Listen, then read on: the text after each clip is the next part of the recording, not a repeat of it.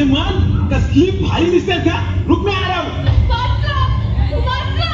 कोणी आहे का इथे प्लीज हेल्प कहा भाग रही हो इथे कोणी पण तुझ्या मदतीला येणार ना आयटम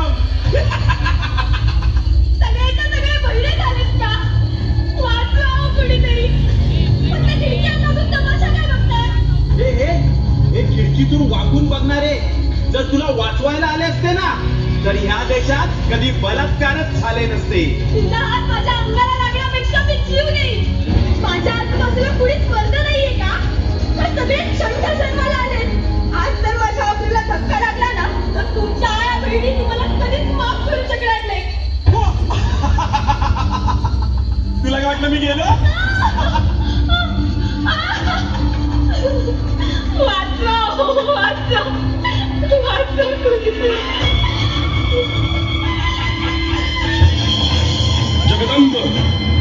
जगदंब दिल्लीचे तख्त राखणाऱ्या महाराष्ट्रातून हा कसला आवाज आज जर तुम्ही माझी अब्रू वाचवायला आला नसतात ना तर कसं काही खरं नव्हतं. शरम वाटते ज्या महाराष्ट्रासाठी आयुष्य खर्ची घातलं आज त्याच महाराष्ट्रात कुणीच मावळा आया बहिणींची अब्रू वाचवायला पुढे येऊ नये. महाराज हे लोक फक्त तुमच्या विचारांच्या गप्पा मारतात म्हणूनच आता तुमच्याकडून अपेक्षा आहे वाचवा माझी अब्रू. मी कुठे आणि कधीपर्यंत धावून येणार आहे. आज 350 वर्षानंतर सुद्धा आया बहिणींची अब्रू वाचवायला माझीच गरज लागणार असेल तर माझ्या नावाने राजकारण करणाऱ्यांची मला लाज वाटते. महाराज मग आता माझी अब्रू कोण वाचवणार? तू होय तू. आता महाराष्ट्रातील प्रत्येक महिला भगिनी ह्या काळात स्वतः छत्रपती होणार.